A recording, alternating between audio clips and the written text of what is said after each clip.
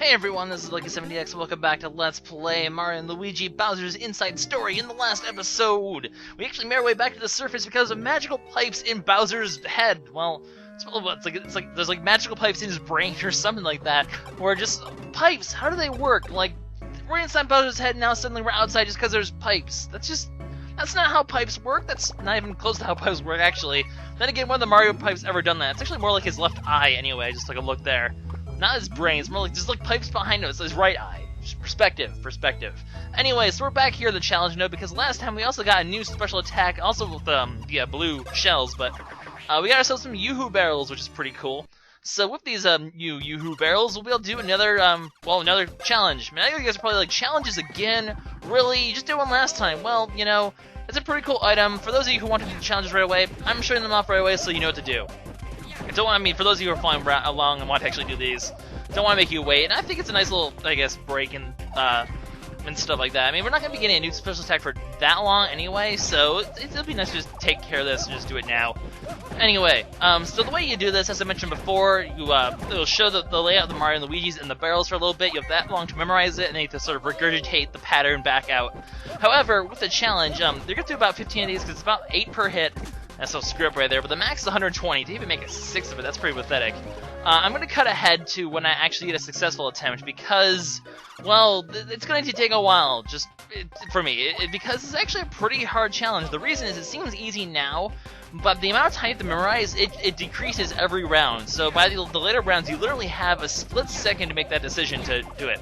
Also, the amount of time you have to make the decision, you know, the commitment to whether you're going to press A or B, that also shrinks. As you see this little timer in the lower left corner, it's about 3.66 seconds. It says 2.66, but it takes about a second for the barrel to raise up anyway, and the timer doesn't start counting down until the fuse is there anyway. So because of that, it basically takes you about that long to It takes about an extra second to do that, because that's a good thing, because in the later times you'll literally have like 300ths of a second to make a decision extra. So you'll have about a second, which means you really have to make the decision right away. You don't have time to hesitate for this challenge. So you have to memorize it, and then you have to be very sure of your memorization and really commit to a choice right away. There's no wishy-washy, no hesitating, no like, I don't know if it's Mario Luigi, should I wait a little bit and think about it? You have to make your choice right away. So that being said, my strategy for doing this, I'd like to basically decide, when I'm looking at the thing, I like to memorize shapes. So be like, okay, there's a square of Luigi's here, or in this case, you know, there's a little backwards C of Luigi's here. So I know the entire right side is all Mario's, and there's the middle's all Luigi's, and it's Luigi, Mario, Luigi on the left side. Just from inferring, just seeing that one little shape sort of thing. And that's why I know there's a bunch of Luigi's on the left, and then there's one Luigi in the lower right-hand corner. So I know where all the rest of the Marios are. So I sort of memorize, you know, one bro's locations and do like a Luigi or not Luigi, or Mario or not Mario, whichever one has an easier shape to memorize. Like this one, there's a triangle of Marios, and then a Mario up on top as well. So I know the rest of them have to be Luigi's, for example. It might not be easy to think of it like that fast, but I think basic shapes is a lot easier than memorizing. Like, okay, Mario, Luigi, blah, blah, blah, and then completely screw up. This one was a square of Luigi's, yeah. So, and then the entire left side is Mario's. So just little things like that will actually be your little trick for doing that. Also, once you see these big ones, like I mentioned before during the green shell, that means that you're pretty much close to beating the challenge, and well, you're close. It's the last round before you reach a rank. So now we're at B rank. Little spoilers. Actually, before this attempt, I actually did get the B rank, so did get a little bit of extra coins. You'll see that I'm actually on B rank when we get to the end of it. But we're getting pretty close. Just what, another 20, 32. So another 8 or another 4 rounds of these, and we'll have it. I mean, it's really just another like 10 rounds. The first 5 rounds are pretty simple. They're just sort of warm-up rounds. The last 10 are really the challenges. So it's not an easy one. It's not easy to memorize the things as fast, even with little pattern tricks like that. I mean, it still took me several tries just because, you know, you make one little mistake in memorization and you're screwed. So, or if you just don't happen to catch it perfectly enough. If it's not an easy one. Because sometimes there really isn't any good shapes to memorize. Then you just have to hope that you got it right. So it's not easy. It's not really an easy task. I mean, the whole memorization, I would say the green shells are harder, just because of how long it have to go and stuff like that, but the other challenges actually aren't this hard in my opinion either. Some of the future ones are actually pretty easy. Jump helmets actually are really easy in comparison to. I always thought the jump helmets are pretty easy. Anyway, now that I have A rank, I'm just going to see how far I can go, just see how high of a score I can get. Unlike the green shells where I literally barely made it. That wasn't even intentional that I died the one after it, because I was going to see how far I was going to go for that one too, but I just made it. Green shells are tough. This one, we're still getting pretty far after. We've already made complete 2 whole rounds, but how far can we go? 140? Can we go 140? Let's go for it. Let's go for it. Alright, let's get to Luigi. Yeah, I completely lost that pattern. So we get A rank, 500 coins, and Bro Socks.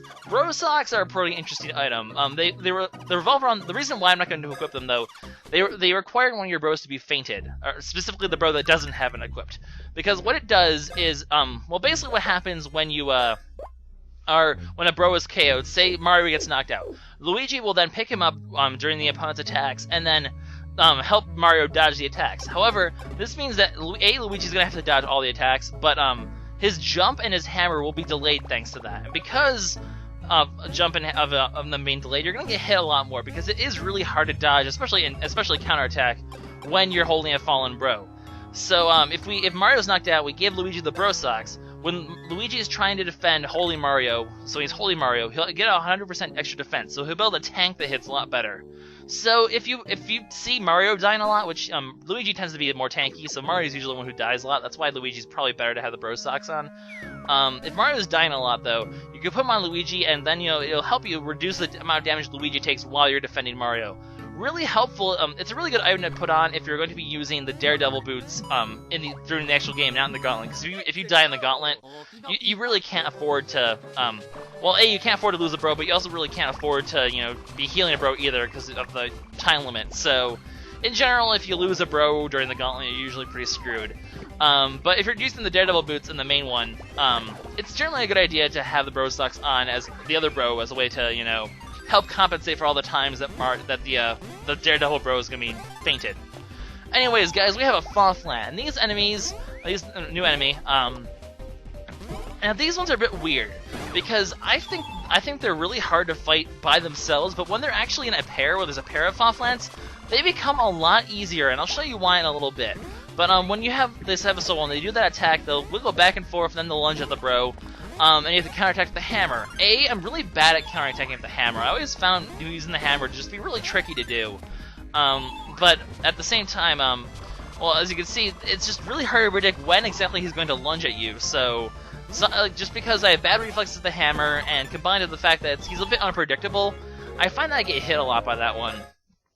As opposed to when you fight him in a pair, which I'll show off later, you're going to see it's going to be a lot easier, actually, to fight them. In fact, we might actually have a pair of them here. We do have a pair of them. So, right here, as you're going to see, what they do here is they just, they lunge at you together. Now, while they attack both bros, they go in a straight line, pretty much. So, it's pretty easy to tell it's pretty easy to dodge them. You're using the jump, which I find is an easier thing to use than the hammer. I always am bad at using the hammer.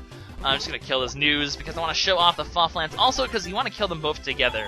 And that's not hard to do because, as you saw, during the Fawflant's attack, you actually get to counterattack them twice because they go back and then they go back again. So they'll go one way and then they'll go back. So you can jump on them twice, and that's 54 damage a hit on the Fawflant from Mario because he does 27 per counterattack. Well, I mean, these attacks where you can counterattack multiple times, that damage racks up really fast and lets you kill them a lot easier. So generally, it's a good idea. I mean, generally, fighting the two of them because you can double counterattack and because their pattern's just easier. It ends up being a lot easier. I mean, unless you have trouble split focusing. Although, having played The World Ends of You, I'm pretty good at being able to split my focus after that. That's a great game, but boy, are the mechanics of that game crazy. Anyways, so then we have the blue shell. If we didn't hit the blue shell block that we did last episode by now, we wouldn't be able to do this part. And the Toad would say something like, "If only we had something to hit it from afar," or something like that. Well, we do now. We have the blue shells. So now we can hit these switches and manipulate the bridges and all that sort of crazy stuff. So what you want to do in this section, well, we're going to need to hit 3 blocks in order to open the door. And we're going to need to manipulate these bridges in order to get to the block. The first one you want to do, you want to hit the upper left one, you want to hit the lower right one. Leave the upper right one because that's going to end up being the vertical bridge that connects everything together. So you can see when the switches are vertical, the bridges that they're associated with is vertical, and so on. So now we can get this little zigzag pattern and get up here.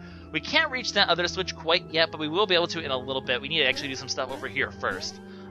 Including hit the second switch over here with our blue shell. So yay for blue shells. Really nice that they brought those back from New Super Mario Bros.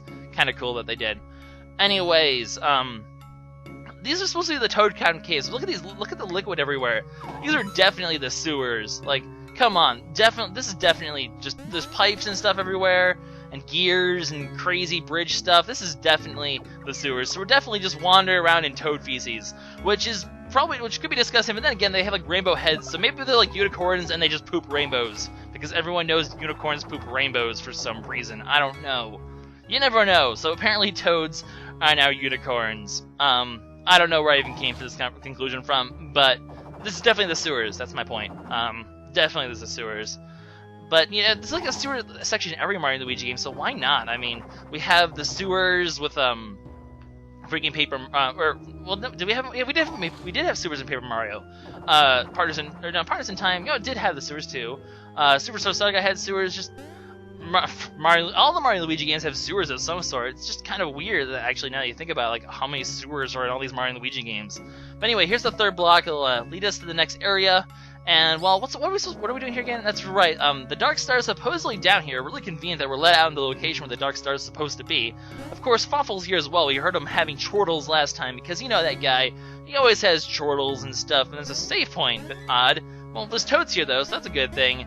I mean, if there's toads guarding us still, that means he didn't get past it, right? So we should be good to go. We should be safe. I'm sorry, Fawful, but your Dark Star's in another sewer system. But something's odd. Whoa! Okay, they're actually Fawflants. Well, that's not good. If Fawful's guardians are down here, Fawful's monsters are down here, it's usually indicative of bad things being happening. Also shaking, also having chortles, that's also a very bad thing. So, yes, as expected, guys. I mean, what do you expect? This isn't part final. We're not about to save the world yet. Fawful's gonna get himself a nice shiny Dark Star. There's nothing we can do about it. Look at him. Stop having chortles, buddy. I'm glad he doesn't have Fury anymore and he has chortles instead, but seriously, so much chortlage these days. It's pretty crazy. I can't take this scene seriously, though. He says the funniest things. I freaking love Fawful. My spine has the tingle. Indeed. Time for the crying. Too badness for you. Yes, Fawful's apparently cuddling with his little Dark Star. But yes, unfortunately he has it. He has the great ultimate power of evil. And of course, that's not going to be really good. I love this little part right here, though. All of it's for Fawful and the rhyme of that. You know what rhymes with Fawful? Awful. That's right, Fawful. I'm a better poet than you. That's okay. I really have nowhere to go with this. Then again, you know Fawful's one of those people who just like makes random rhymes just because he's just crazy in the head. I love just wacky villains like that just do random shit. I love it. Anyway, Fawful killed the Toad! No, Toad! He's dead! There's only like 50 million views, so I don't know why I should give a shit, but he's dead! No! Okay, whatever, I already moved on. Oh, blah blah blah, yeah I know. But anyway, Fawful's apparently not content of having Bowser's Castle. He's off to get another castle, namely Peach's Castle, which is not surprising. I mean, how many of these games does Peach's Castle end up being in peril? Super Mario 64, Super Mario Galaxy, Super Mario, Mario Luigi Partners in Time, this game, Paper Mario, just so many games when Peach's Castle is like actually being taken over or something. They really need to improve their security systems or something, because apparently the villain, I mean, come on, early in the game, Bowser just literally waltzed in there and just like, yo, what's up? And don't even get me started about New Super Mario Bros. Wii. Hey, it's a cake! Hey, Princess Peach got kidnapped! Just really bad security systems in this castle, but then again, if they had good security systems, I suppose they wouldn't really have a game, would they? Then again, when most of your townsfolk are walking mushrooms, you generally probably should expect to not have that great security. Anyways, so we're just going to get to continue in these caves, even though they're definitely sewers. Toadhouse Caves, you are a sham. You are a lie. But we're going to quickly wrap up this section, and we'll actually start the next episode going to a different area of the world.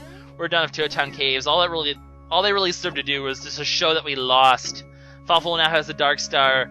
I don't know, things are getting a little perilous here. Princess Peach has been kidnapped. Bowser's knocked out. Fawful's taking control of the great ultimate source of evil.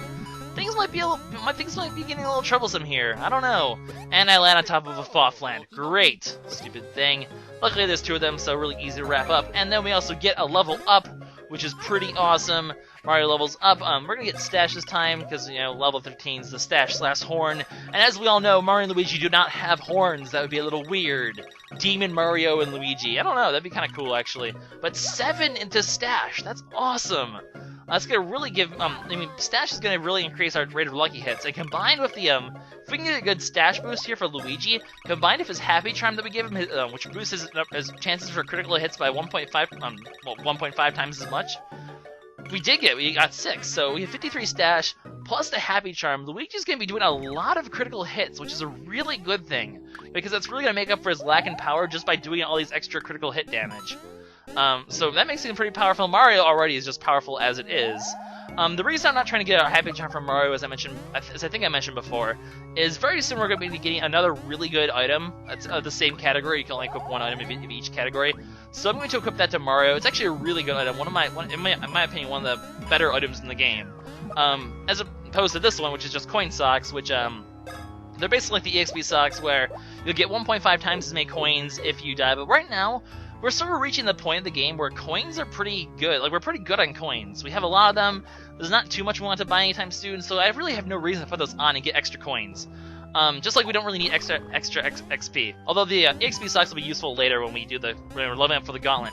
But for now, guys, this is LuckySevenDX signing out. I'll see you guys next time for more Mario and Luigi Bowser's Inside Story. Bye-bye.